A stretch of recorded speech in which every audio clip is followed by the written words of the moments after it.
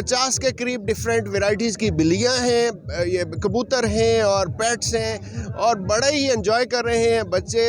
इसमें ना सिर्फ हमारे अपने कॉमसेट्स के स्टूडेंट हैं बल्कि बिहाड़ी के शहर के बहुत सारे लोगों ने पार्टिसिपेट किया है। आज हमारा स्टूडेंट वीक है और यहाँ पेट शो हो रहा है और डिफरेंट स्टूडेंट्स ने और डिफरेंट कॉलेजेस के स्टूडेंट ने यहाँ पार्टिसिपेट किया है।